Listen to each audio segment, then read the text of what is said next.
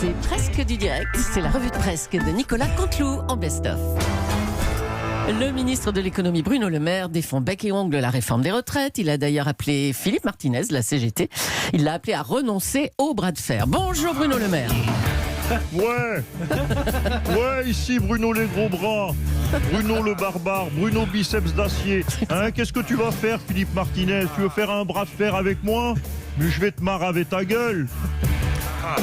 Alors, vous débordez de confiance en ce moment. Hein. Vous avez également refusé un coup de pouce au SMIC, martelé qu'il faudrait travailler plus longtemps. Mais oui, Bruno, la confiance est dans la place. Il faudra vous y faire. C'est terminé, Bruno le timide, Bruno le réservé, le Bruno qui n'avait pas d'amis et à qui on forçait de mettre un slip sur la tête dans la cour de récré. Aujourd'hui, vous savez quoi, monsieur Béliard, monsieur Pierce, monsieur Vandel, c'est moi qui décide. Vous travaillerez plus et vous n'aurez pas un centime de bonus pour ça. Et vous allez faire quoi? Des grèves de train? Je m'en fous, j'ai un chauffeur.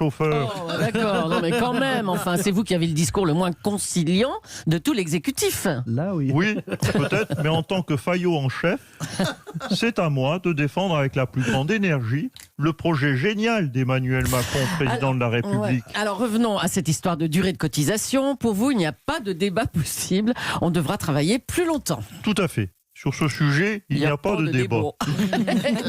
Qu'y a-t-il de plus triste, Madame Julie, qu'une vieillesse inactive? Quand on est vieux, qu'est-ce qu'on a pour s'occuper? Franchement, un vieux chien? La crapette? Mathémotus?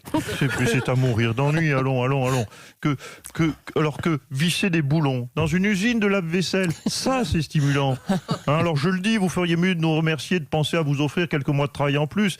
Si on nous écoutait franchement au gouvernement un petit peu plus, personne ne partirait jamais à la retraite. C'est tellement triste la retraite. Les gens qui nous écoutent le savent. Ok, merci Bruno Le Maire.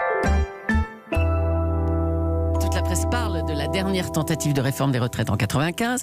On va accueillir celui qui avait lancé au Parlement « Nous allons réussir car il faut le faire ». C'est Alain Juppé. Bonjour. Oui, bonjour. Qu'il est doux d'entendre Édouard Philippe et qu'il est doux de se voir rappeler sans cesse ses échecs, ses ratages, ses plantades. En tout cas, je serais ravi d'être pendant toutes ces grèves à venir chez vous, être votre consultant en bordel. C'est vrai que votre tentative de réforme des retraites avait été une catastrophe. Hein. La France bloquée pendant plusieurs semaines, 2 millions de gens dans les rues et puis derrière une marche arrière carrément. Oui, tout à fait. Il y a d'autres chiffres éloquents. Oui, 2 millions de gens dans les rues, 50% de grévistes, 22 jours de blocage, ma tête au bout de pique. Et puis ce sympathique slogan chanté en toute la France, Juppé, si tu savais, ta réforme on se la met. On s'en souvient, oui, ça. La barre de l'échec est haute, je le dis à Édouard Philippe. Mais je pense qu'il peut le faire, il doit le faire, il peut le faire. Just do it. Merci Alain Juppé. Je vous en prie. On a beaucoup comparé cette journée d'action aux grandes grèves de 95. On s'est demandé qui était dans le gouvernement Juppé en 95. Et le ministre des petites et moyennes entreprises, du commerce et de l'artisanat, c'était Jean-Pierre Raffarin. Bonjour. Bonjour, tout à fait. Quelle mémoire, monsieur Béliard, monsieur Pierre, monsieur Montagnon, madame le Camoteur, on Robin Roche. C'est Jean-Pierre Raffarin. R1, FFA, RIR. Alors à cette époque. Alors que Roche, c'est RO, CHCH. C'est exact. À cette époque, la grève avait duré 3 semaines. Vous deviez être inquiet pour les commerces. Vous étiez leur ministre. Qu'est-ce que vous avez fait? Écoutez, je m'en souviens comme si c'était hier. Ce sont des jours marquants. Je suis allé voir, je m'en souviens, le président Chirac dans son bureau. Je lui ai dit, Jacques, ce n'est plus possible. Il faut faire quelque chose. Et qu'est-ce qu'il vous a répondu? Il m'a dit, Jean-Pierre, assieds-toi et mange un bout, il y a de la tête de veau. C'était à midi à l'heure du déjeuner, donc, c'est ça? Non, je m'en souviens comme c'était hier, je vous l'ai dit. Il était 8h30 du matin. Oula. Et là, je lui ai dit, président, Alain Juppé est isolé. Il faut agir, président. Et il vous a répondu quoi? Il m'a dit, Jean-Pierre, prends une bière.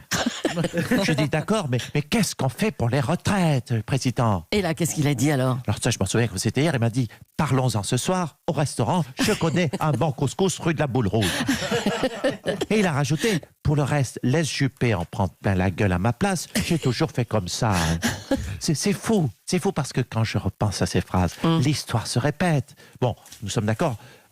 Emmanuel Macron mange moins, mais il va laisser Édouard Philippe, le juge péiste Édouard Philippe, en prendre plein la gueule à sa place. L'histoire, Madame Chulé, les Chinois vous le diraient, il faut être sage. L'histoire est un éternel recommencement.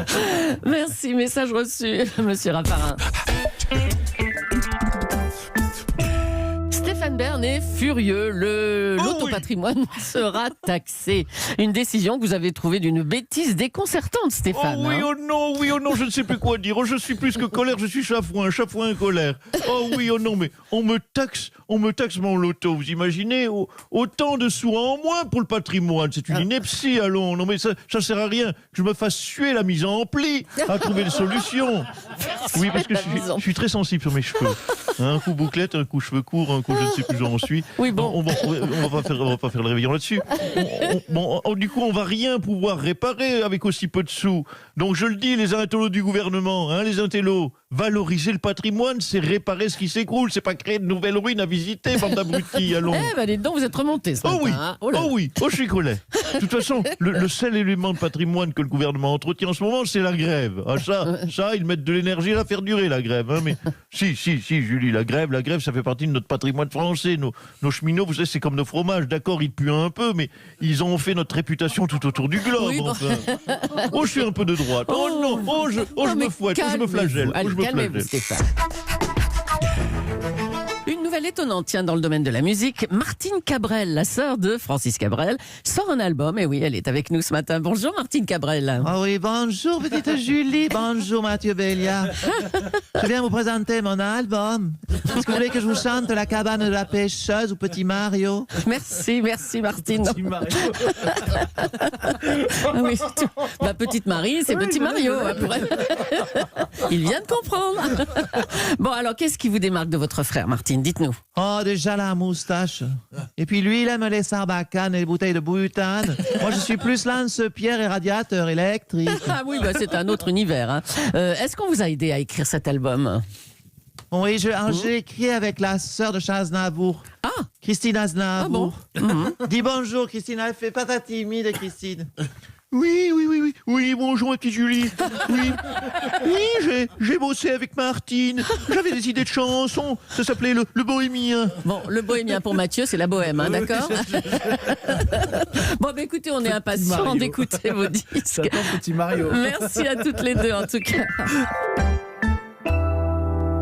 Les mouvements de grève se poursuivent. Ce qui ne passe vraiment pas auprès des syndicats, c'est l'âge pivot, ce fameux âge pivot à 64 ans.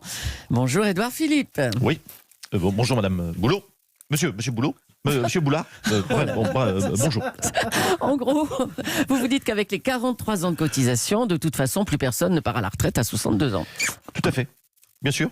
Je vais vous prendre un exemple simple, car vous le savez, j'aime être clair. Oui.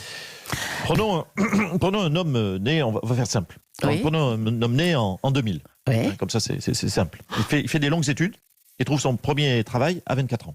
Donc, il commence à travailler. En 2024. Voilà. Vous voyez, c'est simple. Très simple. Donc, 24 ans plus 2024. Voilà. Donc, il doit cotiser 43 ans. Donc, en 2067. Il aura 67 ans quand il pourra prendre sa retraite. Voilà. Ah non, en 2067, il sera mort.